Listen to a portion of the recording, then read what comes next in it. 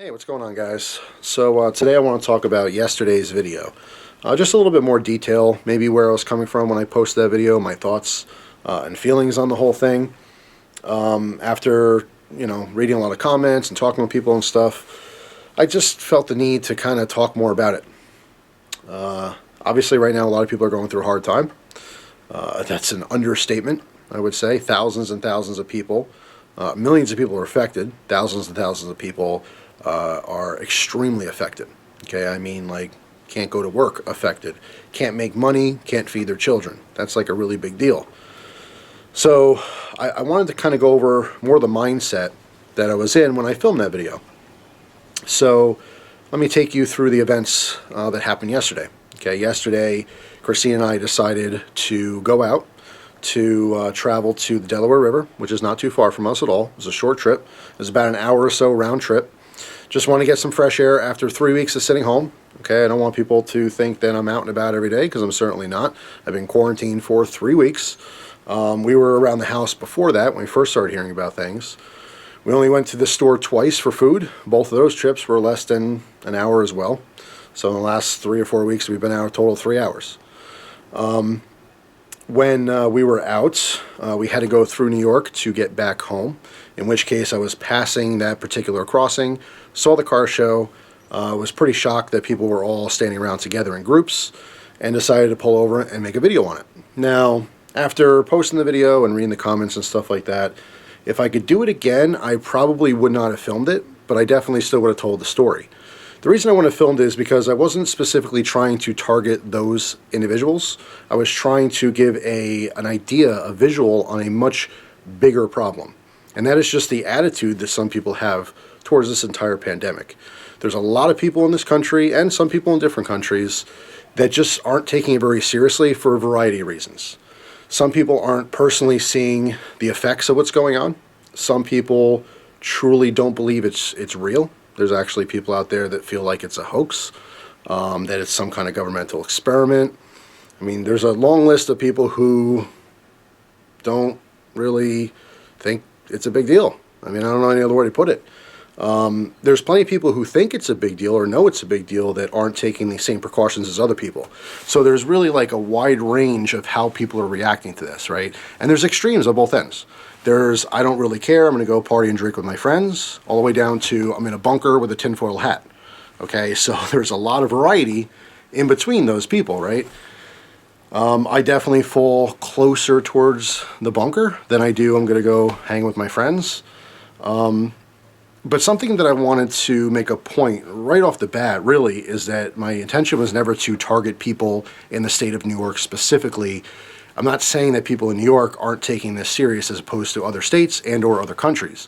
What I am saying, and what's not arguable, what is a fact, is that New York is like the center of the volcano. Okay, there's lava spitting everywhere, but it's so concentrated there, that's why there's more of a focus there. I've met wonderful people from New York. I've met morons from New York. I've met wonderful people from Pennsylvania. I've met morons from Pennsylvania. It doesn't really matter where it is. It just so happens that New York State, not just the city, not just New York City, New York State has been such a focus because it's so concentrated there. There's so many cases there.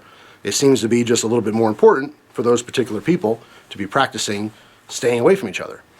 So I don't have a problem with people going out and trying to get some fresh air. I understand that it's absolutely crazy for everyone. I understand that people, have to stay mentally stable. And sitting in the house staring at the wall 24 hours a day for weeks on end is not good for your mental health. I have no problem with them taking their cool cars out and having a nice little drive, even if they're in like some kind of a convoy to kind of show off their cars, whatever. The only issue I had was with them specifically just being close to each other. And it's not because it was a car show. It could have been anything. Obviously, we're congregating at grocery stores and stuff. That's not good either. But at least it has more of a purpose. You're with other people because you're buying food to survive, as opposed to this being a fun thing. Now, some people did point out the fact that Christine and I were out for fun. It wasn't entirely necessary for us to go out. For me and for her, it had more to do with kind of mental health. We're going a little bit crazy, literally sitting in the house staring at each other. There's only so much you can do inside. Now, we've been spending time, in the yard and stuff. But the big distinction between the two that I wanted to point out here is that we didn't come in contact with anyone. We didn't come anywhere near people. Okay, we didn't even get to see the birds. So it was just her and I. And we're out for, like I said, we're probably physically outside for probably less than 20 minutes, maybe half an hour, because most of it was driving. So I do understand that the better choice would be to stay home. Like I said, we've been home for 3 weeks. We had a little bit of time out. Now we're back home for weeks on end. We have no plans on doing anything. This was just a little trip. In the process of doing this trip, I saw that event taking place, and I decided to share it with you guys. Because I think it's important. It's a representation of a much bigger picture of people just not taking this as serious. Now, something else I want to point out is that I'm not perfect, okay? Far from it. I'm not always right. Far from it. Oftentimes, you guys remind me that I'm not perfect, and you guys remind me of my mistakes. In this particular situation, this is just my opinion that they should not be congregating together. And it's not just about, I mean, this is a very small town on the very edge of New York State. Are they infected? Maybe, maybe not. I don't really know. The whole point is that by them congregating together, they can be spreading it to each other. One of those people can accidentally touch something that someone else may touch and travel to a more congested area. You know, there's nothing saying that, I mean, I believe it was a restaurant or something they were sitting in front of there, so someone could have went inside, used a doorknob. Someone could have been driving through like myself, used the same doorknob. Now maybe they're, you know, carrying it. Maybe they go back to the city. Maybe they go back to some other area. So the whole point is having such minimal contact with people as possible. That was my problem with seeing those people together, okay? And some people point out the fact, oh, it's only a couple people. It doesn't matter. This entire thing started with one person, right? That's the whole point, is that it spreads.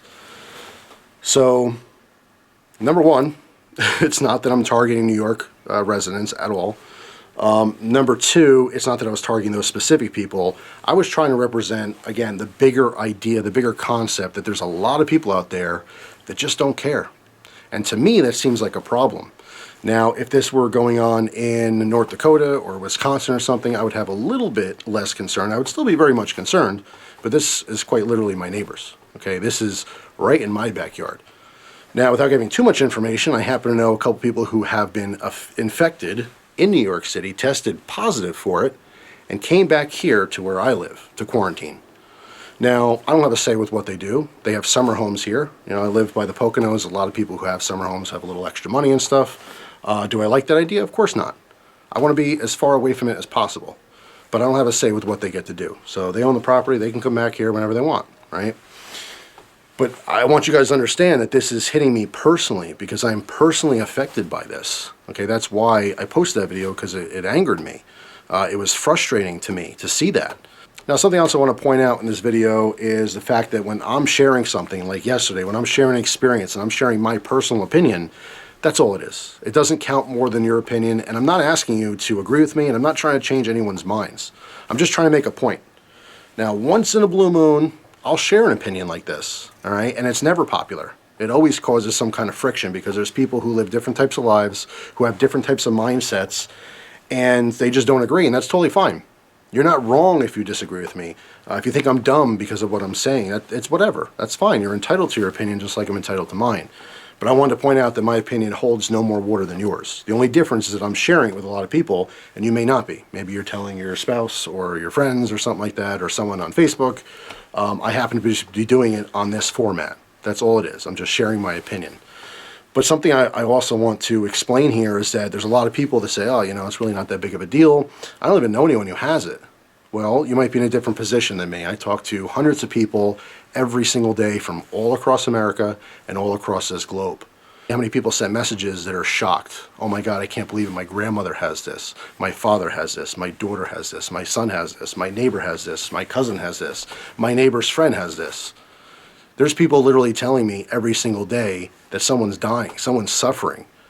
And so it hits home to me. Now, of course, there's no way for me to validate these messages because that's all they are, messages from people. But I have a trust. I have a trust in the general public and all the people that view my videos. When they send me a message, I don't feel like there's any reason for them to lie about it. And even if there was one or two people who were lying about it for whatever random reason, there's too many of those messages to make it seem like it's not true. So I'm seeing this firsthand. I'm seeing this. I happen to know people who are infected. I happen to know of people who have died from this. So I take this extremely serious. Anyway, I don't want to ramble on a bunch in this video. I just want to make a couple points clear. Number one, all I'm doing is sharing my opinion on YouTube. You could do the exact same thing. Number two, you don't have to agree with me. Okay, a lot of people think that I'm right, a lot of people think that I'm wrong, a lot of people think that I'm smart, a lot of people think I'm dumb. Doesn't really matter. All I'm doing is sharing my life with you guys. Whether it's something as simple as my experiences with a knife, or something as a little more complex as my opinions on this pandemic. I'm not an authority on anything, I'm not an expert, at any of the stuff that's going on. I'm like a lot of you. I'm not taking everything that I hear on the news to be 100% fact, nor am I taking everything I read on the internet to be 100% fact. In fact, every single day, it seems like things are changing. Masks are good, masks are bad. Don't go here, go get air. I mean, it's very conflicting.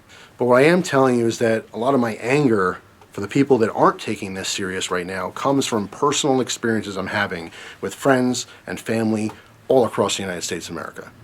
So I'm seeing these personal situations. If you open your door right now and go outside and look around, and it looks like any old day, you might have a different opinion than if you're the nurse or doctor watching people struggling to take a breath.